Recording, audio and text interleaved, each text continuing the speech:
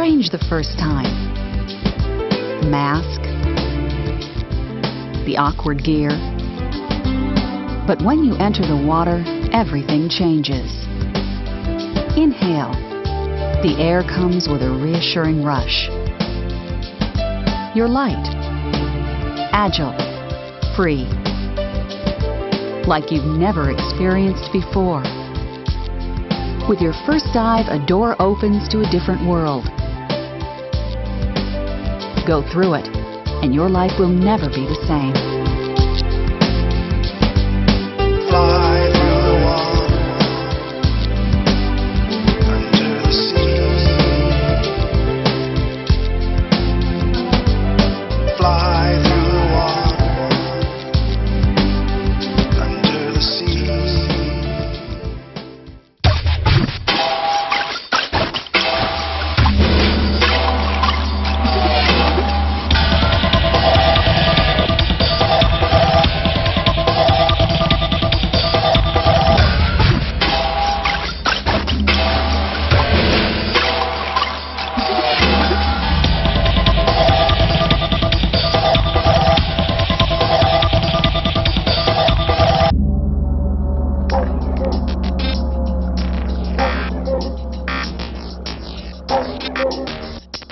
If you love nature, you can see more wildlife in 10 minutes on a coral reef than in 10 hours in a forest.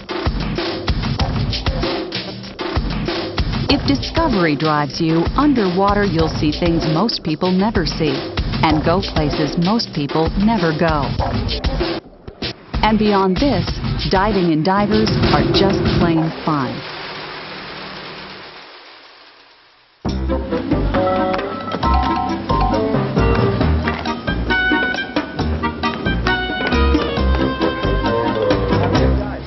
You'll meet all sorts of people in diving and make many new friends. Divers come from all ages and cultures, but share a common bond, a passion for underwater exploration. Hi, forward to meet you. It's cliché but true that we know more about the moon's surface than the ocean floor. Even after hundreds of dives, there's always something new to discover and thrill you.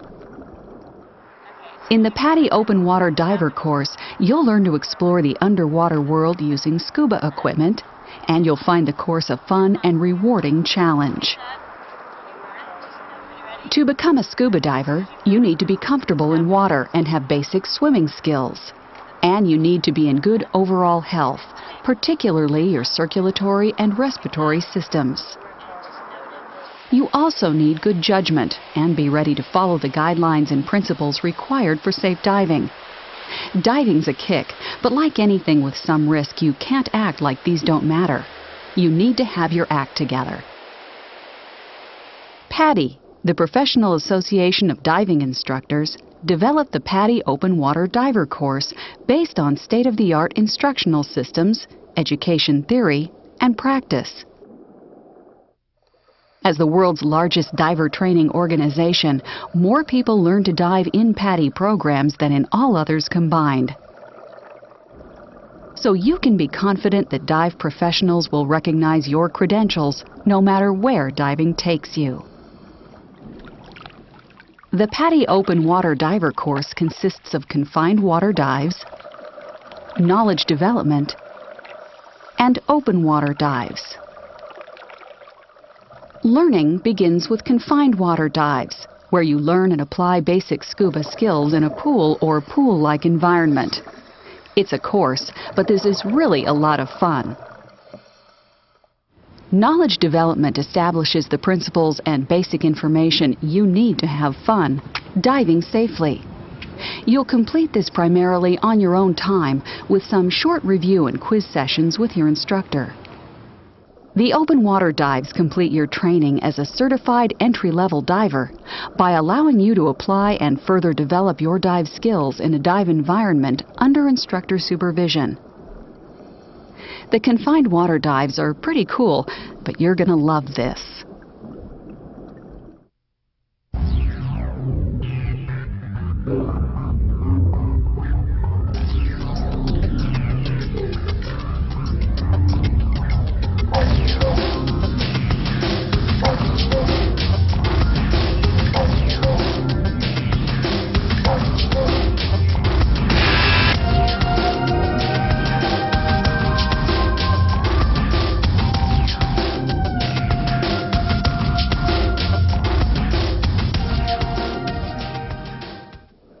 If you've never used scuba before, get ready.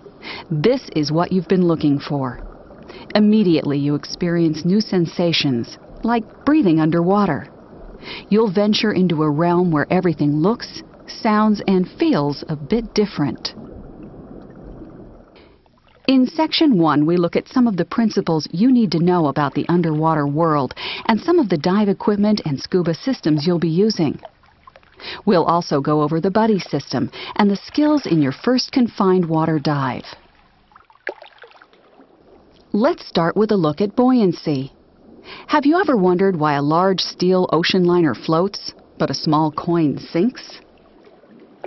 The reason is that water buoys up an object with a force equal to the weight of the water the object displaces. So if an object weighs less than the water it displaces, it floats. We call that positively buoyant. If it weighs more than the water it displaces, it sinks. We call that negatively buoyant. If it weighs the same as the water it displaces, it neither floats nor sinks. We call that neutrally buoyant. You'll learn to control your buoyancy using your BCD, buoyancy control device, and weight system, so you hover neutrally buoyant, almost like a weightless astronaut. Or float positively buoyant at the surface, so you can save energy and rest. Although you don't usually notice, air constantly exerts pressure on you. If you've ever walked against a strong wind, though, you felt its force, demonstrating that air exerts pressure.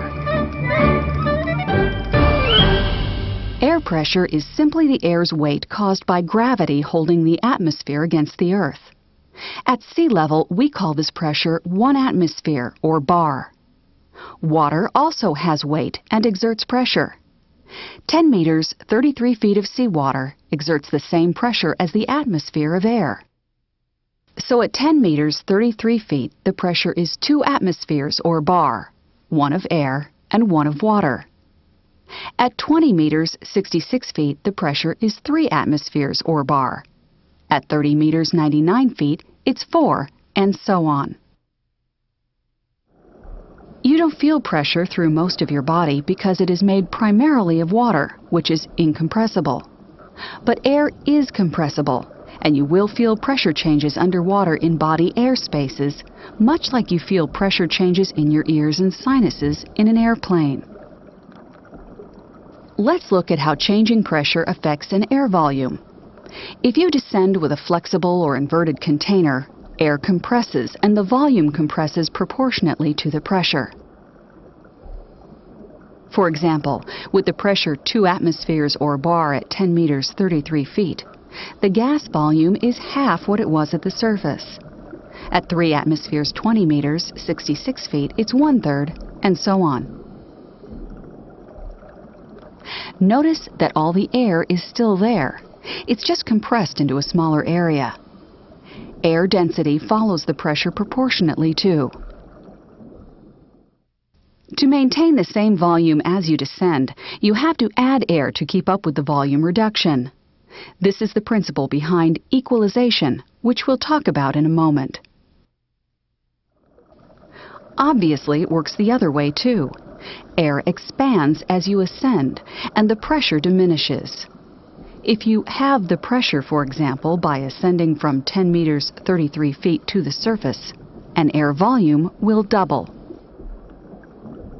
So if you equalize the volume by adding air during descent, you must release some of the expanding air during ascent to maintain the same volume. Air in a sealed container, such as a bag or balloon, will expand the bag or balloon, even bursting if it cannot stretch enough to accommodate the excess air. This is a very important concept we'll return to in a moment. Now let's see how the pressure-volume density relationships you just learned apply to body air spaces, particularly your ears, sinuses, and dive mask. During descent, pressure pushes tissue into these spaces as the air compresses. You feel this as discomfort, and with continued descent, even pain and injury. This is called a squeeze. To prevent a squeeze, you add air to air spaces as you descend. This is called equalization. You equalize your ears and sinuses by blowing gently against your blocked nostrils. You can also wiggle your jaw side to side or swallow. Equalize frequently as you descend before you feel discomfort. The idea is to be proactive. When you equalize often enough, you don't feel discomfort. If you can't equalize, ascend a short distance and try again. If you still can't equalize, discontinue the dive. Never attempt a forceful or extended equalization. Doing so can cause serious ear injuries.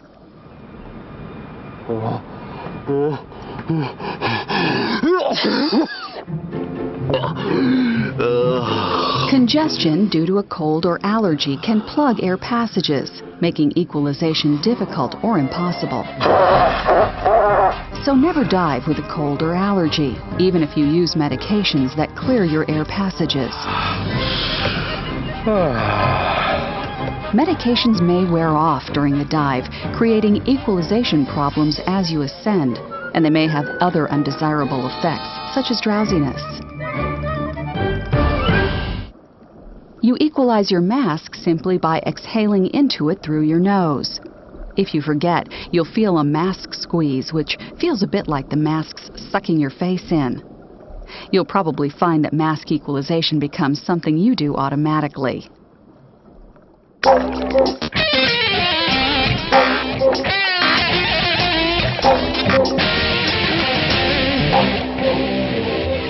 Decreasing pressure has some concerns you need to be aware of too, especially regarding your lungs. When you ascend and descend holding your breath without scuba, pressure changes have little effect. Air in your lungs compresses as you descend and re-expands to about its original volume when you surface. But when you're scuba diving, it's another story. Scuba allows you to breathe underwater by delivering air at the surrounding pressure. This means your lungs reach their normal volume as you breathe at depth. And as long as you breathe normally, keeping the airway to your lungs open, no problem. But if you were to hold your breath and descend, the air trapped in your lungs would overexpand them, much like the sealed bag or balloon filled at depth and taken to the surface. Expanding air can cause lung overexpansion, lung rupture, the most serious injury that can happen to a diver. For this reason, the most important rule in scuba diving is to breathe continuously and never, never hold your breath. Even slight pressure changes, as little as 1 meter 3 feet, can cause lung overexpansion. Lung overexpansion can force air into the bloodstream and chest cavity, causing severe injuries including paralysis and death. But while these are very severe injuries, they're also very easy to avoid. Simply breathe at all times and don't hold your breath while scuba diving. As long as you breathe normally, you continually equalize your lungs with the surrounding pressure and avoid lung overexpansion. It's important to overcome any natural tendency to hold your breath, even in shallow water, and breathe continuously. When you practice some skills that require you to take your regulator out of your mouth, you'll exhale a slow, steady bubble stream so that even then, you never hold your breath. Your other body air spaces generally pose no difficulty when you ascend because expanding air releases from them quite easily. But once in a while, a diver experiences a reverse block. This happens in the ears and sinuses when congestion keeps expanding air from escaping during ascent. Reverse blocks are rare and generally result from diving with a cold or allergy medication that wears off underwater. So don't dive with a cold or congestion. If you feel discomfort caused by a reverse block, stop or slow your ascent and descend 1 meter, few feet if necessary.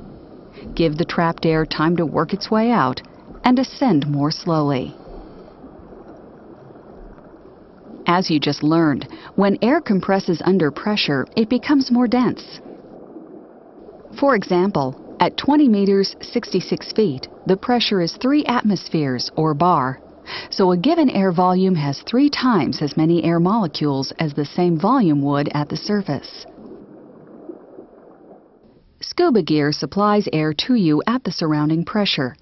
So at 20 meters, 66 feet, you use your air 3 times faster than you do at the surface. All other factors being equal, the deeper you dive, the faster you use your air. Breathe slowly and deeply while scuba diving. Save energy and don't overexert yourself.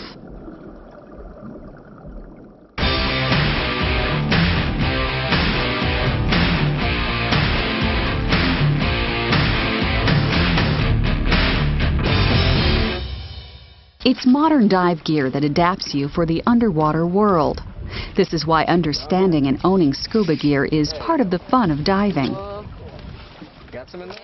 Your PADI instructor will help you select and fit equipment you'll use in this course and invest in for your underwater adventures.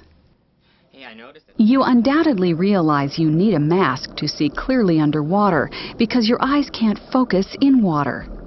You can choose from a lot of different scuba masks, but don't skimp. Invest in one that fits comfortably and properly.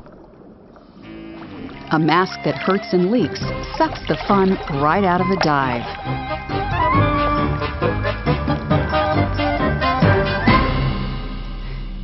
To check the fit, place the mask gently against your face and inhale through your nose. It should stay on by suction without having to press or twist the mask. Works really well. Awesome. If you'll need a prescription mask, be sure to tell your PADI professional. Many masks accommodate prescriptions, but not all. That actually is almost like using... When you get your new mask home, gently scour the inside of the glass with a non-gel toothpaste or another low abrasion cleaner to remove chemical coating left from manufacturing. If you don't, you won't be able to defog it for diving. With that tank on your back, you might wonder why a snorkel is standard scuba equipment. First, it lets you swim or rest at the surface with your face in the water without wasting your tank air. Second, if the water's a bit rough, it's usually easier to breathe through a snorkel than your mouth because less water splashes in. A snorkel's basically a tube with a mouthpiece on one end. One suited for scuba will have a large bore so you can breathe easily, be around 43 centimeters, 17 inches long, give or take, and have smooth, rounded bends to minimize breathing resistance. Attach your snorkel on the left side of your mask with the supplied snorkel keeper. Left, because your regulator comes across your right shoulder.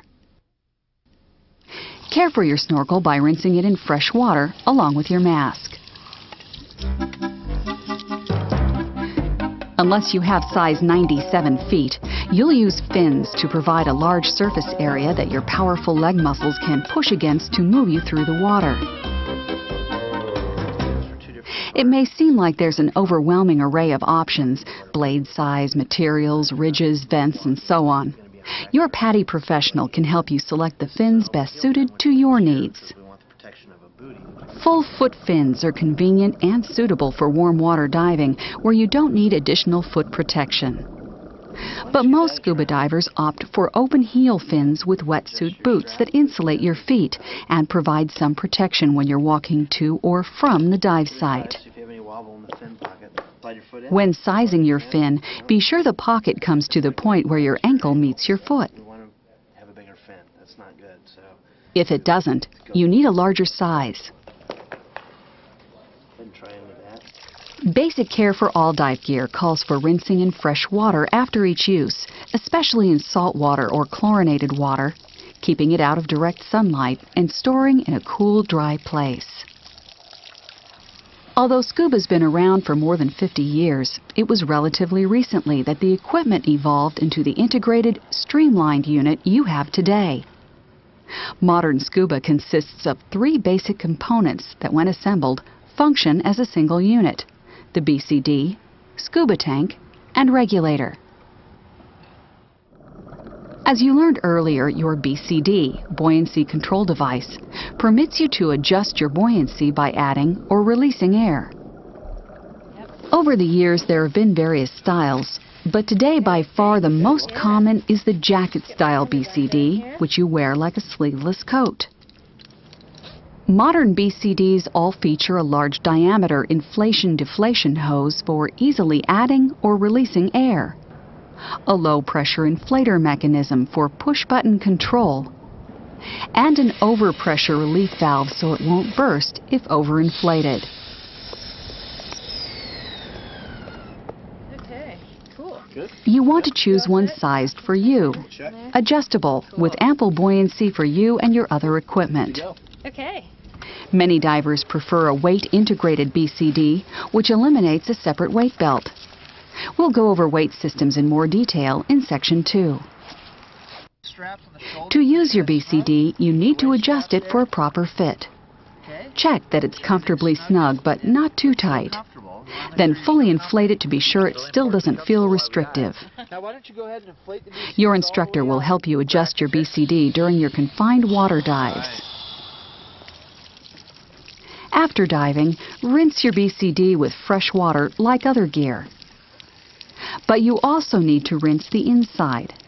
Fill it about 1/3 with fresh water, then the rest of the way with air. Swish the water around and then drain it completely through the deflator hose.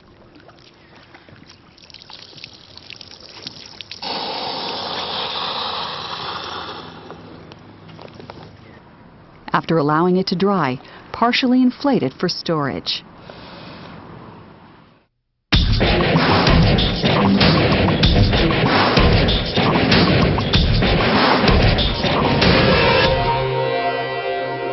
Obviously, your scuba tank holds the compressed air you breathe underwater. It's a high-pressure cylinder made of aluminum or steel, with a valve that controls airflow to and from the tank. You can identify valves as yoke valves or DIN valves. Yoke valves are the most common. The regulator attaches via a yoke assembly. With the DIN system, the regulator screws into the valve. The DIN system handles somewhat higher pressures. All regulator connections with a tank require an O-ring. Without it, there's no airtight seal. Look for the O-ring in the face of yoke valves or on the regulator if you use the DIN system. Your tank comes pre-assembled, and you only need to have it filled at your local PADI dive center or resort with pure, dry, compressed breathing air. Note that you never fill your cylinder with pure oxygen in recreational diving. Since scuba cylinders hold high-pressure air, you want to handle them carefully. Always block, tie, or strap them so they don't roll or tumble in a car or boat. In places where your cylinder might get knocked over easily, lay it down. Besides rinsing in fresh water and rinsing after each use, you have some extra maintenance considerations with cylinders. The valve should open and close smoothly. If it doesn't, have your dive center or resort service it. Always open and close the valve gently and don't over-tighten it. Never completely drain your cylinder. Always leave at least a few bar, couple hundred psi in it to keep moisture and contaminants from entering. Your scuba regulator allows you to breathe underwater by reducing high-pressure tank air to match the surrounding water pressure and delivering it only when you inhale. Because regulators only release air on demand, in some places divers call them demand valves. Your regulator is a simple and reliable device with only a few moving parts. The first stage attaches to the valve and reduces the cylinder air to an intermediate pressure. The second stage reduces this intermediate pressure to the surrounding pressure so you can breathe comfortably. Your regulator also has a submersible pressure gauge, SPG or contents gauge for short, that tells you how much air you have. It has an extra second stage on a longer hose called an alternate air source, which you'll learn to use for sharing air with another diver. And it has a hose with a coupling to attach to the low-pressure inflator on your BCD. If you're diving in a dry suit, there will be 2 such hoses, with the longer one going to your dry suit. You'll learn more about alternate air sources and dry suits in Section 2. Your dive center or resort will attach the SPG and other accessories you choose. So aside from assembling your scuba unit, there's nothing you need to do with your regulator prior to diving. After each use, rinse your regulator thoroughly with fresh water. Put the first stage dust cover in place to keep water from entering the first stage. Rinse gently and don't press the purge button, which can allow water to flow up the hose into the first stage. Finally, your regulator needs annual servicing by a qualified professional to keep it properly lubricated and adjusted and to replace worn parts. Take care of it, and it will take care of you.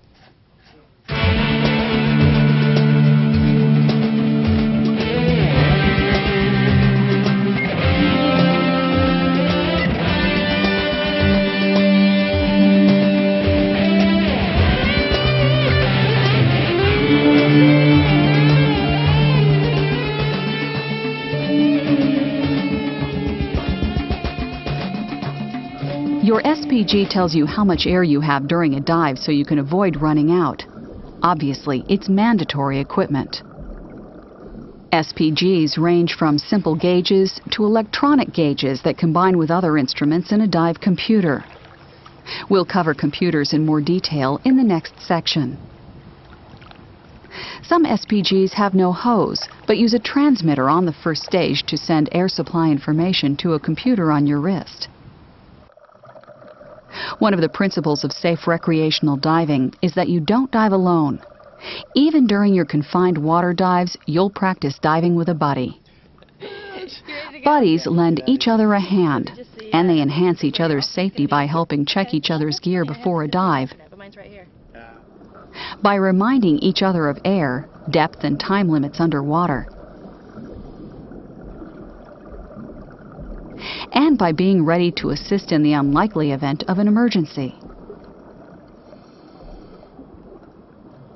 It's just the weight integrated. Right. So the buddy system is important for practicality, safety, and fun. Yep. You and your buddy have a responsibility to each other. For the system to work, you have to take it seriously. But that doesn't mean you can't have fun at the same time. Ready? Yeah. Gotcha. Make a habit of staying close to your buddy at all times.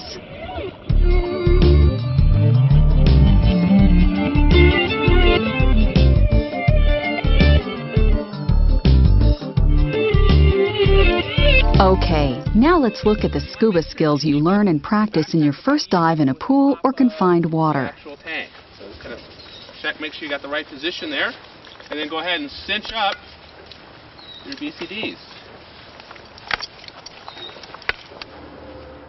Start assembling your gear by putting your BCD on your tank. The BCD tank band stretches when wet, so the first step is to wet it. Slide the BCD down on the cylinder so the valve opening faces where your head will be. Set it so the top of the jacket's hard plate, if it has one, is about even with the tank valve base. Next, tighten the cam band as much as you can by hand, then swing it over to lock it down. As a check, lift the unit by the BCD and shake it gently. The regulator goes on next. Check to be sure there's an O-ring in the valve.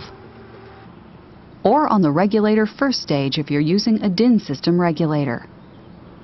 Orient the primary second stage to go over your right shoulder. Then remove the dust cap and put the first stage in place. Tighten the yoke only finger tight. Or for the DIN system, gently screw the regulator into the valve until it's snug. Now attach the low-pressure inflator hose to the BCD low-pressure inflator.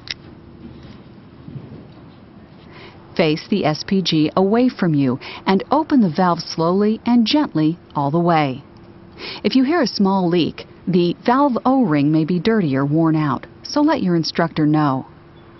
Assuming no leaks, check your submersible pressure gauge to see that you have enough air for the dive. Press the purge button momentarily. Air should flow freely and stop when you release it. Exhale into the mouthpiece to check the exhaust valves. Then, take a few breaths. Your regulator should breathe smoothly and easily. Last, secure all hoses with clips, snaps, and other attachments. Dangling SPGs, alternate air sources, and other equipment damage and kill underwater life when they drag across the bottom or reef. And this damages your gear and creates drag when you swim. Nothing dangles or protrudes from the proficient, environmentally sensitive diver.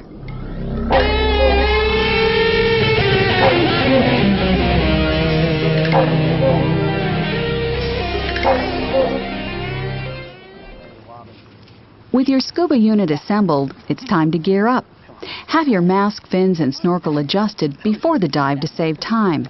If you'll be using a wetsuit, that goes on first. With most jacket BCDs, you put your weight belt on next. What's important is that nothing traps your weight belt. You need to be able to remove it quickly with one hand in an emergency. Wear it with the standard right hand release. If you're using a weight-integrated BCD, you probably won't use a weight belt at all. To get into your scuba unit, make sure the shoulder straps are connected. Then slip into it like a coat while someone holds it for you. Fasten and adjust the waist and shoulder straps so they're snug but not overly tight. Shoulders. When everything feels right, tilt your head back. If it hits the tank valve, your tank's probably too high. Good to go. Condensation will fog your mask unless you use commercial defog, or in a pinch, saliva. Rub defog on the inside of the mask, then rinse it once briefly. You should be fog-free for the whole dive, unless you flood your mask. To put on your mask without getting hair trapped under it, put it against your face, then pull the strap back. Check those straps. Put your fins on in the water, or as close to it as possible.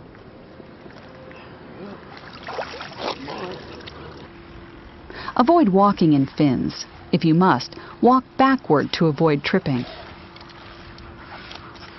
When you're almost ready to go, check your gear and your buddies for proper fit and function. In the next confined water dive, you'll learn a 5-step pre-dive safety check for this. Good. The final step before entering deep water is to partially inflate your BCD. Press the low-pressure inflator button in short bursts until you've inflated it enough so you float comfortably. That's usually around half full. To deflate your BCD so you can go underwater, you want to be vertical, relatively head up, in the water. Hold up the BCD hose and press the exhaust valve button. Many BCDs have quick dump exhaust valves too, which you use by pulling the BCD hose or a lanyard.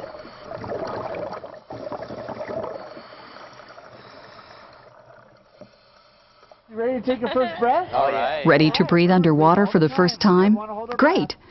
But just a second, your instructor needs to give you a few hand signals so you can communicate down there. Ready to give it a try? You bet. Slow her down, put the rig in your mouth, exhale into it first, and just take deep, slow breaths. All right. Let's go, all right. Okay, now.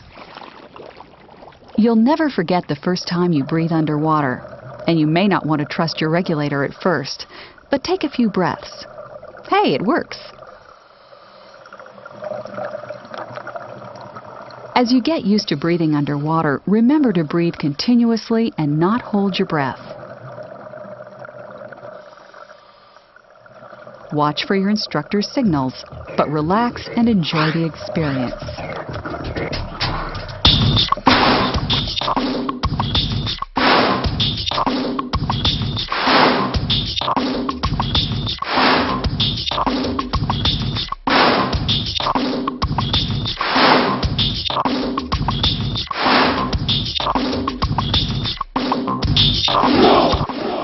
After you're comfortable breathing underwater, your instructor will have you remove the regulator from your mouth and replace it. You learn to do this because there are skills you'll practice that involve taking out the mouthpiece, and it can happen by accident. No big deal.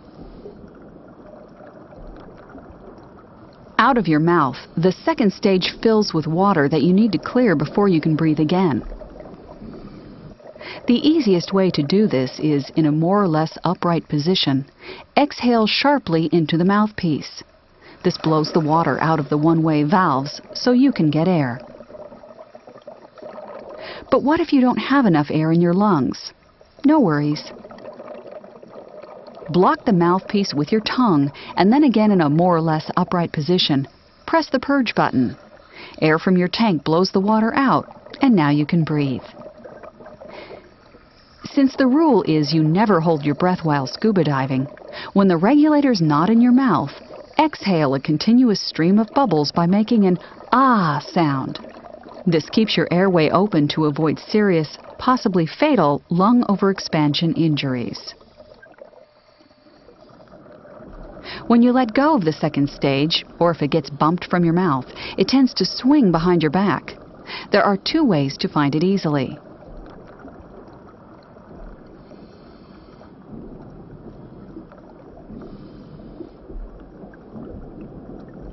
For the first, get in an upright position, then lean a bit to your right. Run your arms straight back alongside your tank and then sweep forward. The regulator hose will end up against your elbow. This method is easiest and works most of the time, but once in a while your second stage may hang up on something. Reach behind your head with your right hand and find where the hose attaches to the first stage. It may help you reach the first stage if you lift the tank up and to the right with your left hand. Follow the hose until you find the second stage. By this point, you'll probably notice that water tends to seep into your mask. You don't want to have to go to the surface every time this happens, so to blow it out, hold the top of your mask firmly against your face, blow through your nose, and tilt your head back. The air forces the water out of the bottom of the mask. Some masks have a purge valve for clearing water. If yours does, hold your mask firmly and look down while blowing through your nose, making the valve the lowest point. The air forces the water out the valve. Ready to stretch your legs? Point your fins straight behind you and kick from your hip, slowly and steadily, with only a slight knee bend. Keep your fins underwater when swimming at the surface because lifting them out of the water just wastes energy. Of course, the flutter kick isn't the only way to get around underwater. If you have a physical challenge that limits leg use, for instance, you'll swim with your arms and hands. You can use special webbed gloves for more power. When you're ready, your instructor will have you venture into somewhat deeper water. Take your time and equalize your ears and mask gently and often, beginning as soon as you submerge. It may take some practice before you equalize effortlessly, so be patient and take your time. Stay close to your buddy and watch for signals from your instructor. As you already learned, it's important to get into the habit of monitoring your air supply by checking your SPG frequently. You want to establish this habit beginning now in your first confined water dive. Check it frequently and let your instructor know if you get close to the caution zone. Although it shouldn't happen if you monitor your SPG regularly, you'll learn how to respond to an out-of-air emergency, beginning with alternate air source use. First, give your buddy the out-of-air and share air signals. If your buddy has an extra second stage alternate, you'll pull it free from where it's secured on the chest. Place the second stage in your mouth, being sure it's right side up. Clear it like you've already learned, and resume breathing. Next, you and your buddy hold on to each other so you stay close as you ascend. The best way to hang on depends on the type of alternate you're using, but generally, you hold on to your buddy's arm, BCD, or tank valve. If it's an alternate inflator regulator, your buddy will give you the second stage from his mouth and switch to the alternate on the BCD hose. Although it's easy to avoid running out of air, it's a good idea to practice alternate air source use from time to time, just in case. After you've been swimming around a bit, your instructor will give you the up signal. You want to ascend by swimming up slowly, staying close to your buddy.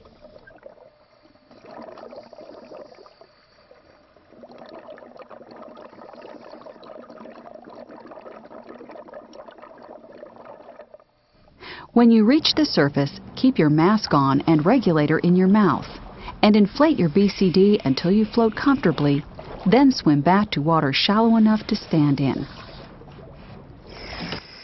During this course, you'll learn several methods for exiting the water, each suited to a different dive environment. At this point, you'll probably exit in shallow water. You and your buddy help each other out of your weights and scuba units and hand them up to someone. Put them on the pool edge or something like that. Take off your fins and exit the water carefully. After your confined water dive, you'll need to disassemble your gear for rinsing and storage. First, close the tank valve until it stops.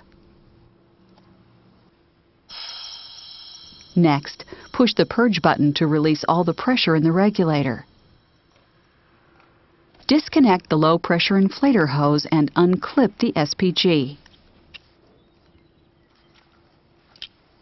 Remove the regulator, then dry and replace the dust cap.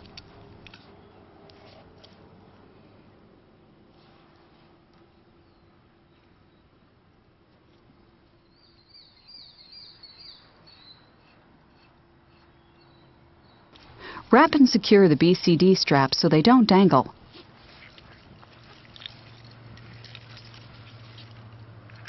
Release the tank band and lift it off. Lay the tank down so it can't fall while you rinse everything with fresh water. This is important, even after a pool dive, because chlorine can harm your gear as much as salt water can. Okay, that takes care of Section 1. Good job! You're well on your way toward your PADI Open Water Diver certification. Pretty cool, huh?